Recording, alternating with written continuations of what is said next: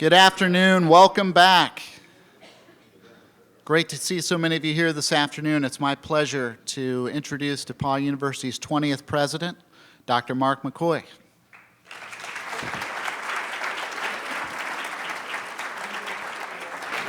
Hi, everybody. How you doing? Great to have you back. Welcome home, and thanks for bringing the non-rain weather with you. If you could just keep that up for 2 more days. I told the 50th last night when they were at the house that it was my job to keep it from raining on them last night, which I did. I'm off the hook for the weather the rest of the weekend. It's all on you now. So I appreciate you coming back to have a little chat about the state of the university. And I'll tell you that when I came here in 2011 as the dean of the music school, I was trying to find the right visual to explain exactly the challenges we face in higher education and in music. Could never quite find the right visual for this. Then in 2016, I moved into the president's office and finally found the right visual. So I thought I would share this with you. When you're trying to figure out why we have to change, it's because the world around us changes. And this is the Indianapolis 500. This is a pit stop at the Indianapolis 500 in 1950. Now, I watched the Indy 500 from the East Coast when I was a kid. It was the coolest thing ever. And to see a pit stop, you could not do this much work on your own. At home, this thing takes 96 seconds, and they change the tires and the oil and the gas and clean the windows and even give the guy a cup of coffee at one point, I think. And that shows the speed of the fastest raceway in America in 1950.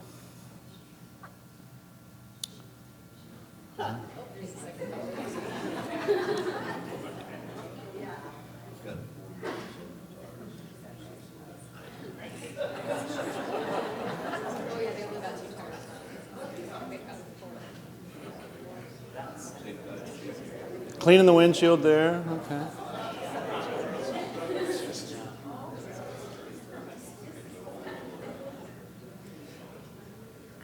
There you go. And he's off. All right, so that's fast. Because you couldn't do, how long would that take you? I mean, that would take you all afternoon. Now, this is the same thing, in the same pit stop in 2013.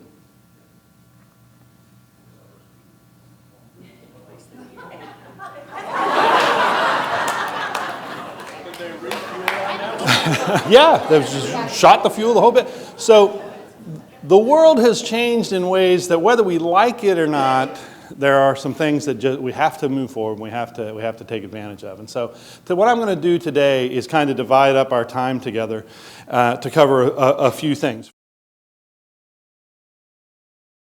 First, I want to talk to you about 3 challenges that are facing higher ed. I could list 300 challenges that we're facing higher ed if I wanted, but I'll pick 3 and DePauw as well. And then I'll talk briefly about DePauw's history of facing challenges, and then I'll show you some of our responses to the challenges that we're facing today. And then I want to talk a little bit about the future, and then the most important part of our day today is opening this up for conversation, just hearing what questions you might have and being able to talk. And we've got members of the cabinet here with us, and we're happy to hear your questions as we move forward. And then finally, I'll just wrap up telling you two quick things about DePauw. So in the 3 challenges that I want to talk to you about for DePauw and for higher ed that I've picked for today are enrollment challenges that we're all facing, financial challenges, and high-risk challenges that we face. So the thing probably that's on everybody's mind these days are the enrollment challenges in higher ed. And there's a reason for that, and there's a lot of them. One of them is there's enrollment confusion about the liberal arts education. So I just went in and Googled liberal arts degree, and these were the top 2 clicks. First one says, liberal arts, the most useful, useless degree field. And the second one says, why liberal arts degrees are worthless. And I think the question about what we do and how we do it in society today is a really legitimate question. People are going, well, what exactly are the liberal arts, and is that political, and is it about music or drama or theater? So there's some confusion about the type of degree we have. But there's also the enrollment demographic challenge. And this is something that we're not through yet, and we have to be prepared for. So we are right here, and we're going to see a slight uptick for a while, and then we're going to see a really precipitous downturn. That ends on 2031. This is the number of high school graduates in America. Well, maybe we're a little better off in the Midwest, or not. That's the Midwest, which doesn't have quite the uptick and still has the big downtick. Or maybe Indiana. Actually, that's even worse. This is high school graduates in the state of Indiana in that same period of time. Or Illinois. If you're a skier, that's pretty exciting. And interestingly, this is not the first time that America has gone through this panic about the demographic downturn for higher education and for high school graduates. We did this right after the baby boom. But the difference then, it looked much like this, but the prediction was equally dire, and it was not realized. The reason it wasn't realized is because so few people in America had a college degree, and the value of a college degree was unquestioned. And so what happened was more people entered college than was the norm. So even though the total number of high school graduates went down, the percentage of them that actually went to college went up, and it remained relatively flat. That will not be the case with this downturn. What's going to happen now are fewer high school graduates will go to college, will go to four-year colleges. And so we have to be prepared for that challenge. This is not unique to DePauw. This is not unique to liberal arts schools. This is not unique to the Midwest, but it happens to be that liberal arts schools in the Midwest and DePauw are going to feel this particularly. So then there's also and I feel like I'm on a time lapse. There we go. There's also the cost question. This is probably the question I get most of all, whether I'm talking to parents, alumni, if I'm on a panel at a conference. This is the question, why does the cost of education continually go up? Why is it moving at that pace that you're seeing right there? And that's a pretty serious concern. And I was just saying to our CFO today, I wish I had time to explain in greater detail Beaumont's cost disease, because it does explain a bit of the challenge. It's a part of the problem. But I could summarize it this way. When you are the leading edge, when it's your job to be creating leaders, when it's your job to be educating people for today, it's imperative that you are on the edge of what's happening. So if you think about, in the year 2000, with the recent advent of the internet, it was our desire to be the most wired campus.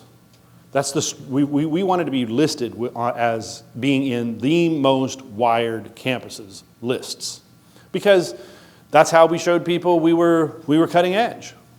10 years later, that goal was to be on the list of most wireless campuses. And the wires were perfectly fine, but we had gone past the day of wires and we wanted to be wireless. And so we left all the wires that we had paid for in the walls and we installed wireless. And if we hadn't done that, the quality of the internet would not necessarily have been much different, but what people expected of a premier liberal arts college required that we make this change.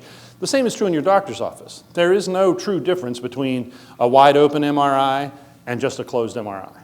But people like the open MRI more. So doctors are forced to buy an open MRI even though their old one worked perfectly well. If you're in those fields, education, healthcare, where you're expected to be on the cutting edge, you find pretty heavy investments are required. And the other part of this is you want to treat your people well. So how would you imagine in your own businesses being able to give a raise and increasing your cost without simultaneously increasing your price? Wouldn't be possible. And so we are in a particular challenge at DePauw when it comes to the cost of higher ed. And that actually, and the point that I try to make a pretty strong point about this for DePauw is this. Even if you paid the full price of a DePauw education, which no one does, there's nobody, I think in the history of time, who has paid the full price of a DePauw education. But even if you did pay the full price, you wouldn't pay the full cost, because to do what we do is incredibly expensive. If you think about the R1 model, that has some economies of scale that work pretty well for you. So you pay one PhD, a lot of money, who then teaches a bunch of graduate students that you don't pay very much at all. Those graduate students then teach thousands of undergraduates who are all paying money to be there. It's kind of like Amway. It's a nice pyramid scheme, and you can keep going. But if you're a private liberal arts college, it's PhDs in small classes with undergraduates. And there's no economy of scale. So you're caught in that way. And I tell people, we could balance the budget immediately. We could solve all our financial problems immediately. All we'd have to do is sell out every value we believe in. And we're not willing to do that. And so that's why we face this challenge. And then that, of course, creates a bunch of financial challenges. These are the financial challenges we were facing at DePauw. And I'll talk more about these a little bit in time. And this is very confusing. This is our annual operating statement, and it's all red, there's no green. And people go, well, why do you need my money? You've got a $700 million endowment. What's going on? How could this be a $1 billion balance sheet? And DePauw isn't unique in this way, that we are incredibly strong on the balance sheet side, and we're incredibly challenged on the operational statement. And so we'll talk about that in a little more detail. So the cost problem turns into a financial problem. And then the high-risk problem.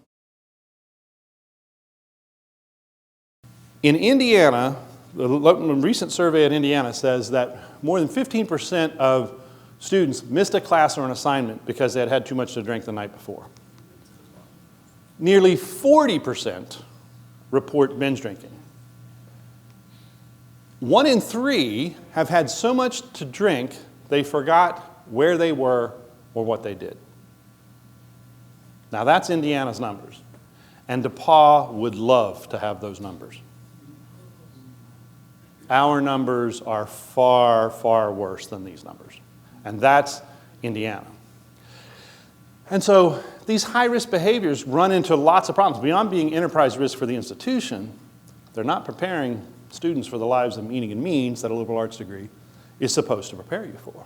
So those are 3 challenges, just 3 of many, that we face in higher education. But the fact is, DePauw, first I can't get it to click, and it'll only click in 2s at a time. DePauw has faced these challenges before, and they have been incredible challenges that DePauw has faced over time. It's often easy to look at an institution and go, man, all those years it ran so smoothly and never had any issues, and now suddenly it has an issue, or feel like, boy, nobody ever had it as hard as I had it, or we have it. No, that's not true. This is the way this has been at DePauw forever. During the Civil War, we lost a lot of students immediately to go fight in the war when they were called up to war.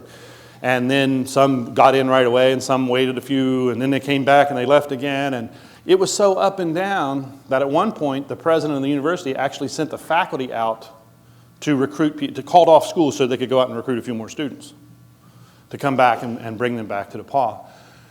In the 70s, Indiana Asbury was facing such challenges that Washington C. DePauw had to come in and save the place, and he did it so well we named the place after him, and he changed our trajectory because he came in at a time that we weren't sure how we were going to move forward.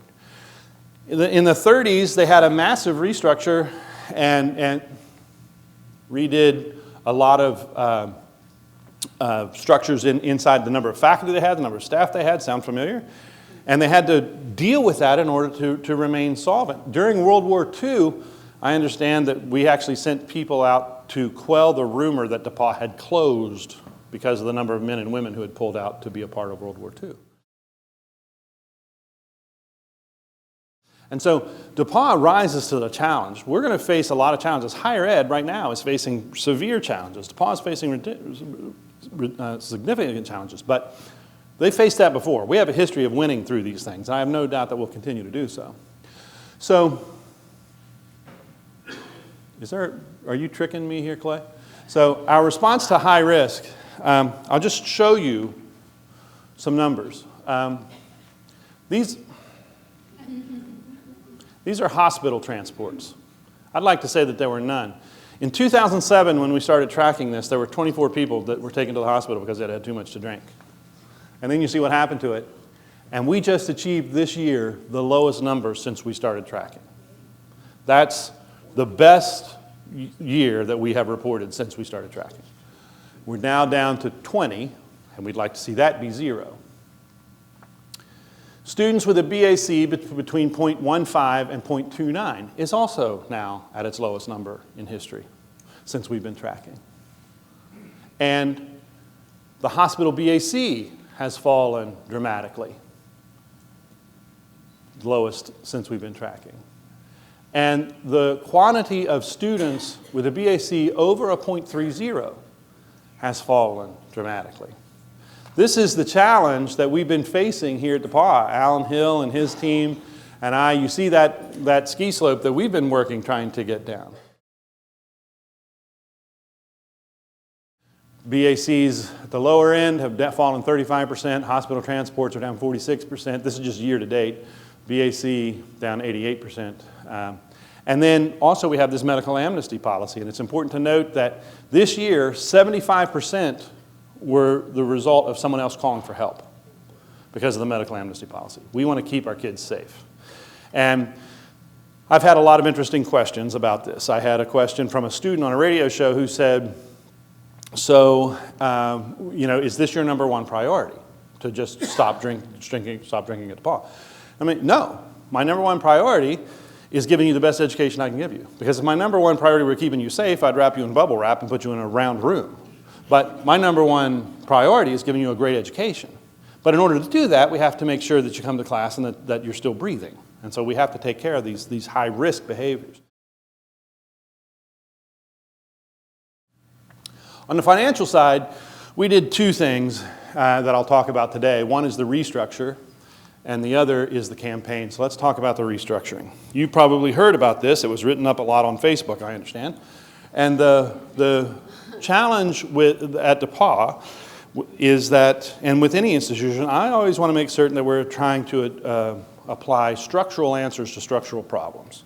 That we're not trying to solve this with a Band-Aid. We're trying to look at what is the issue. What truly is the challenge? DePauw has run a structural budget deficit for decades. Why is that? We've overdrawn our endowment forever. Why is that? So we did a benchmarking study. We took the top 100 liberal arts schools. We took the top 100 in U.S. News and World Report. We added the 7 that are in the GLCA and the ACM that aren't in the top 100. That gave us 107 schools. And then we said, we're going to eliminate any school that hasn't balanced its budget on a GAAP basis for 3 straight years. And that eliminated most of the schools. That's really sad, but true. Unbelievable that many schools would be eliminated. And then we took out the ones that were either too large or too small to truly be like us, or have too large or too small an endowment to be like us. And we ended up with 14 schools. There are 14 schools in America that are the size of DePauw and do what we do, but they balance their budget, and DePauw doesn't. Now, here's what we found when we compared ourselves to these schools. On the whole, we have 125 more staff members than they do for the same number of students, 125 more staff. And somewhere between 60 and 80 more faculty. Well, there's your problem. There's the challenge. That if you have that much bigger a payroll, that's your long-term challenge. And that provides a multiplicity of difficulties. Because on the one hand, we can't treat our employees the way we want. Because we can give a smaller raise than any other school in the GLCA, yet spend more doing it than any other school in the GLCA. And so we looked at that number. By the way, we also did an interesting thing where we compared ourselves to 25 years ago with DePauw, and we found out that comparing ourselves to 25 years ago with DePauw, we have 73 fewer students and 125 more employees. There's your challenge. So, after we carefully benchmarked every one of these schools, we asked each vice president to go to their area and see what's different. How do you figure this out? And we did not determine that we needed to eliminate 125 staff members and 60 to 80 faculty members. What we instead did was identify 57 positions that we could eliminate, that we could learn from other institutions, and we could still do in a better way. And of those 57 positions, 41 were occupied, and then we gave them the most robust exit package we could give them. We told them in February and they would be paid until at least the following January.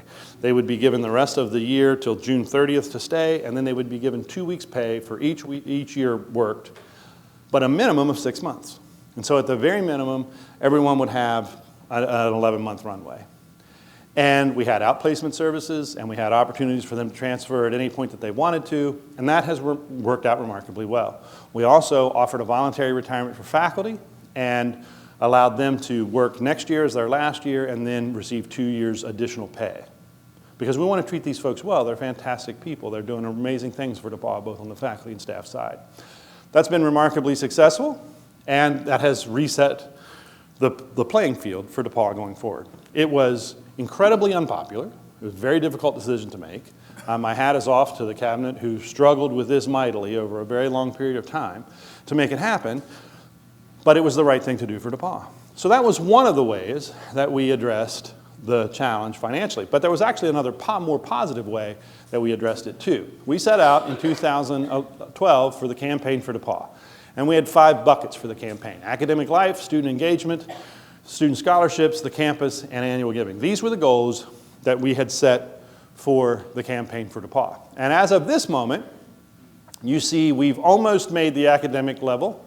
We have far exceeded the student engagement level. We've almost made the scholarship level. We've far exceeded the campus level, and we've far exceeded the annual giving level. And so I want to say a little bit about how exactly the campaign came about this way.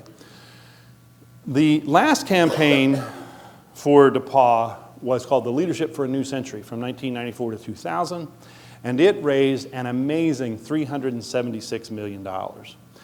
But it included an unexpected one-time gift of $128 million. The largest gift ever given to a private institution up until that time was the Holton gift, $128 million. And so when I came to DePauw in 2011 as Dean of the Music School, my very first board meeting, had the people who had done the feasibility study, and they stood up and said, "We've done the feasibility study for your campaign, and we think you can raise $250 million.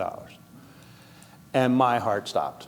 I'm brand new at DePauw. I look around the room, there's not that many of us in this room, $250 million. That seems like a lot. And they talked about how they got to that number and why they thought 250 was the right number. And I'm thinking, oh my gosh, $250 million.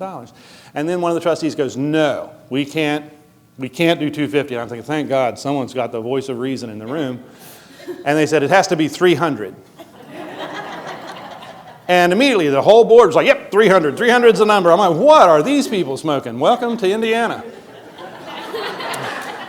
And over a few days and weeks, I began to catch the fever too. And pretty soon it was, 300 million. That would be the good thing. So I became the president of DePauw a few years later. And I said, so this will be the biggest campaign in DePauw history? And they said, no. I'm like, it won't? And that's when I learned that the campaign before this one was $376 million. Now, I've never been at a school that had a campaign smaller than the one before it. That doesn't make sense.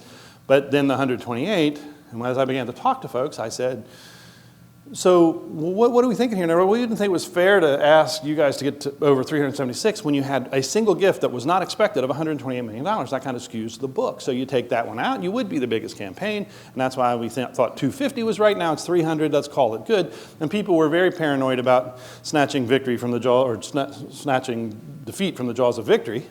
And so there was conversation, do we just leave it where it is, or do we try to move ahead? Well, the campaign ends in a few days, June 30th. I hope you brought your checkbook. And this campaign for DePauw has raised $380 million.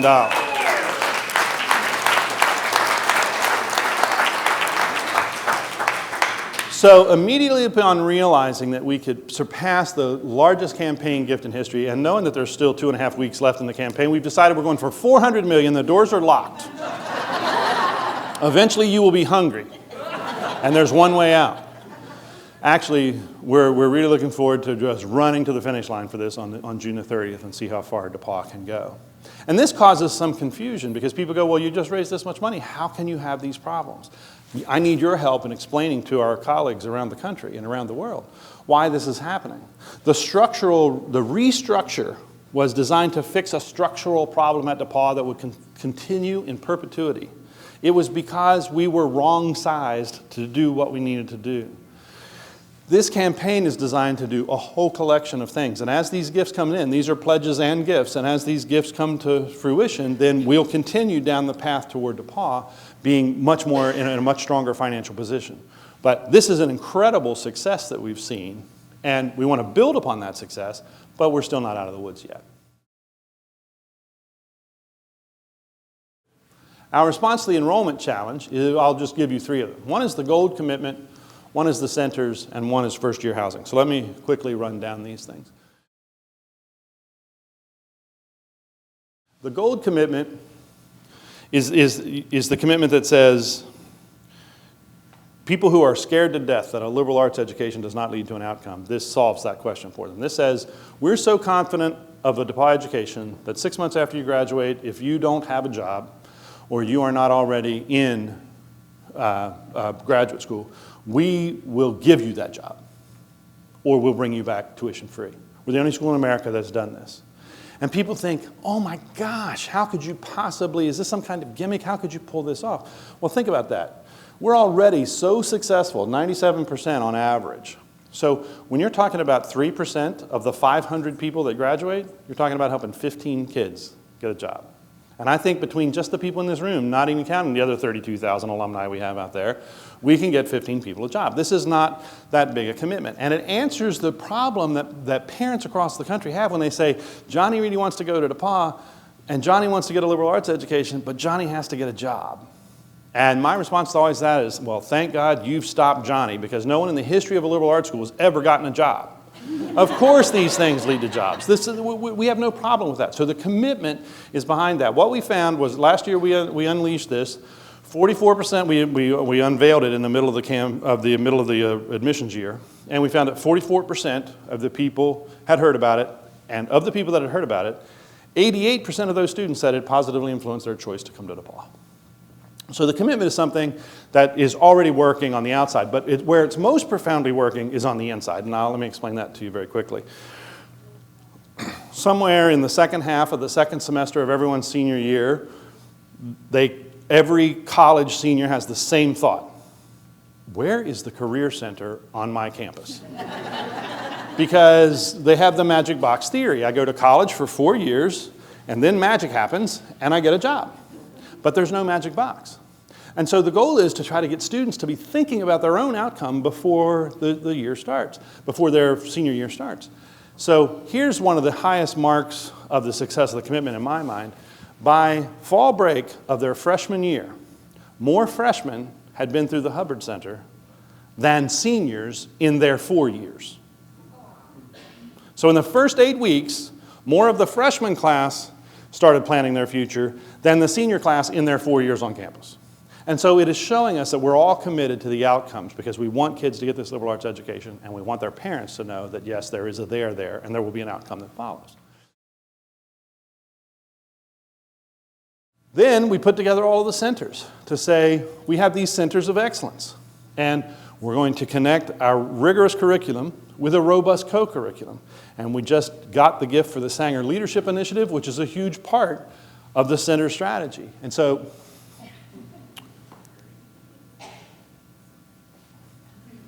so we've put these centers together, and that Centers Council has begun working on the experiential opportunity that's involved in every student at DePauw. Because when we asked people about the DePauw difference, everyone came back with the idea that DePauw develops leaders. That's what DePauw does. DePauw develops leaders. And the way we do that is with this rigorous liberal arts curriculum and then robust opportunities in experiential learning. Finally, you've seen a lot of construction going on here. And it's all focused on first-year housing. And the board and I have been discussing this, that we have kicked this can to the end of the road. We have deferred the maintenance on the first-year housing to the point that we can no longer do that, and it's now time to take advantage of it. So what you're seeing built right now is the first building. It's going in the parking lot. We're building a new building in the parking lot. As soon as that's built, Hogate comes down. Then we'll build a building on Hogate's space. You guys are really disappointed by this, aren't you? This is the Hogate team right here. They're all weeping that we're taking down. Please let me keep Hogate. The sad thing is your grandparents felt the same thing about Hogate. So this will allow us to work our way around South Quad to look like this. So this is the Green Center right here. And so this is building 1, and we can work our way around and then have this outdoor living room. And we'll just raise the money as we go around that space. So that's the new first-year residence hall quad, the South Quad that we're trying to put together. So that's pretty exciting too. So the last thing that I'll say here is that, I think that part of a college president's job is to try to see around corners and to predict the future, and sometimes you're right and sometimes you're wrong. But we also recognize that part of our challenge here is that as Greencastle goes, so goes DePauw. And as DePauw goes, so goes Greencastle. It's really important that we work together. And we all have varying stories, depending on what year we were here, as to what Greencastle was like when we were here. But when I came to DePauw, that's what Greencastle looked like. And I remember the search firm reached out to me, brought me to campus. I drove around campus with my phone out the window, FaceTiming my wife and showing her this and going, do we want to move here? This is pretty challenged. That's what this looks like. Now, we went to work on this as a team right away, and some really cool things have happened. So we moved from that, which was the corner, to that. That's now Starbucks and Eli's Books. And when I was on the cabinet, first thing we were talking about was putting in a Green Mountain Coffee. And I'm like, guys, we can't put in a Green Mountain Coffee. It's got to be a Starbucks. And they're like, why? Is a Starbucks that much better? And I said, no, but a Starbucks is a sign you are somewhere. And it's imperative that it be a Starbucks. And then Yo-Yo Ma came 2 months later, got out of his car and said, where's the nearest Starbucks? And I'm like, Yo-Yo, what do I owe you? So I always refer to this as Yo-Yo's Starbucks. This was the Goodwill store. Now I want to show you the power of a vision. This was the Goodwill store. This is what we imagined it would be. So this is fake. We had this drawn up. Music on the Square. That's what it really is. So that's amazing how that one turned out that way. We suggested there needed to be an ice cream shop in town, and we now have Scoops, where both my children and my paycheck go regularly. We were thinking of a place like Tap House 24, and we now have Tap House Burgers. We were thinking of a place that would put together both music and wine. And that turned into Bridges. And if you haven't been there yet, you should go. This is connected to Music on the Square. And if you see here, this is Music on the Square. That's an open barn door in the side of the restaurant. People in here having dinner, concert going on next door. Greencastle has changed in a pretty dramatic way. My favorite, though, example of really things coming to life the way you would hope. This is what we imagined the downtown could look like. That's a drawing that we had drawn to show people what we thought the downtown could look like. And that's what the downtown now looks like. That's pretty remarkable.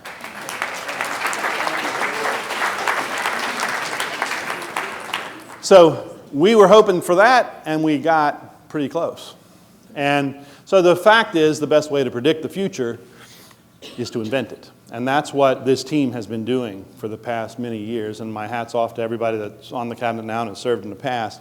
And Lee Tenser's here. He's been heavily involved in investing in downtown. He owns many of the buildings, as you just saw. We have other, Judson and Joyce Green, other trustees have come in to be involved. There's been a heavy step forward on the part of a few trustees to make certain that Greencastle thrives. And it's been remarkable to be a part of it. I want to close with just two quick stories because I want to end this on a positive note. The fact is that we know that DePauw changes lives, and it does it in a lot of remarkable ways. And I want to give you just one quick example. This is a picture of Yo-Yo Ma on the day that we opened Music on the Square. And Yo-Yo Ma, the most successful, most recognized, most awarded classical musician alive today, is a friend of DePauw. And I feel that to those to whom much is given, much is expected. And so we needed to make an impact. And when I came into the music school, I wanted to make a difference in this community. I wanted to give people who grew up like I grew up a chance to be involved in music and do things in a slightly different way. And that Yo-Yo Ma, the big-hearted man that he is, would be willing to help us do this was absolutely amazing. What you're seeing here is a picture of the day that we opened Music on the Square in the tiny little town of Greencastle, Indiana. And I said, Yo-Yo, would you be willing to come to Greencastle and participate in a meeting about the 21st Century Musician Initiative, and then while you're here, cut the ribbon to Music on the Square? And he said, absolutely, love to do it. Yo-Yo Ma, charge us exactly $0 to do this. Showed up to cut the ribbon at Music on the Square. How lucky are we? The number of parents who have told me how much we have changed their lives because of the work we've done at DePauw to provide violins to students and to make music possible in the schools and places where it wasn't, and that we bring people like this who will come and do this is absolutely amazing. And as we were getting ready to cut the ribbon, Yo-Yo leans over to me and says, would you like me to play something? And I thought quickly, I wonder if that question has ever been answered no. Is there ever a person who said, you know what, Yo-Yo, I'm getting kind of tired. I said, nah, you just keep that cello in the case. So I was like, yeah, we'd love for you to play something. And we weren't planning on inviting people in. But Yo-Yo, being Yo-Yo, invited all of the people in the community who had come. This is in the July, in the middle of the summer. And these little kids in the front row, one of which is mine, but these little kids, they met Yo-Yo Ma because DePauw was here and wanted to change their world. And Yo-Yo came in and said, if this were a ship, we'd break some champagne. But since this is a music place, how about if I play a little Bach? And he sat down without any effort on our part and played for everyone in the room. DePauw changes lives. They do it for our students. They do it every day for our students. But more than that, they're reaching out around the world and they're starting inside their own community. And that's really remarkable. But I was talking to my friend Steve yesterday, and we were talking about D-Day and how powerful that is as we've been watching these commemorations. And the fact is, we also know that DePauw develops leaders the world needs. And shortly after I became president in 2016, I got this picture. And I got this letter handwritten to me on August 15th, 2016. Dear Dr. McCoy, I'm Irving Heath. I graduated from DePauw in 1941. In June 1941, just before Pearl Harbor Day in December. I am 97 years old. I'm in good health, so it looks to me that I will soon be 100 years old. I was in the Army for 4 years after I left DePauw. My outfit landed on the beach of Normandy, called by the name of Utah Beach. I was a lieutenant in the Army, a platoon leader with 5 tanks in a tank battalion. The 4th Armored Division became General George Patton's favorite lead division. It was the 4th Armored Division who broke into Bastogne in the Battle of the Bulge. We broke into the mountain village on the day after Christmas, 1944. On December 27th, I was hit by enemy fire, put on a plane and flown to London. They put us in a hospital, and I ended up in South Wales for 2 months recovering from a shell fragment in my left leg. When I came home, I married my DePauw sweetheart. She was Rachel Waltz, who graduated in June 1940. I was a Massachusetts kid who picked DePauw University because I graduated from a high school in Worcester, Massachusetts, of 800, and my class was 882, and I was tired of big schools. DePauw was just right, 352 students in my class, and that's better than the 882 that I graduated with the year before. When my wife Rachel died in 2010, I sent a check to DePauw for $10,000 to honor Rachel's name at DePauw. And I am enclosing here some pictures and my World War II record. I wish you and DePauw University all the best. Your friend, Irving Heath, class of 41.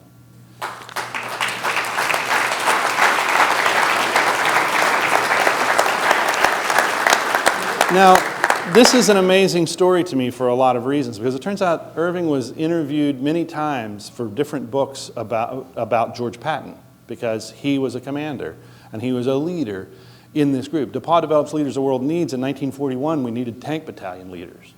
Every year, we've done this. In 1957, when Vernon Jordan graduated from DePauw, we needed civil rights leaders. And he stood up and he made that happen. Throughout DePauw's history, we have developed leaders the world needs. That's a really remarkable thing. But what's most remarkable to me is about the lifelong commitment you make to DePauw. I wrote back to Irv, and he had written me in August, and I wrote back to him right away. We chatted 2 times, and he passed away on Christmas Eve. So he didn't make it to 100. But what really surprised me, what really took me was this man was almost 100 years old, did not know me from Adam. But when he read what was happening at DePauw, he would stop, sit down, and write a letter to the president of his alma mater. That when his wife died and he didn't know what to do, he sat down and wrote a check for $10,000 to DePauw in her honor. That's the type of institution that DePauw is. It is a life-changing institution.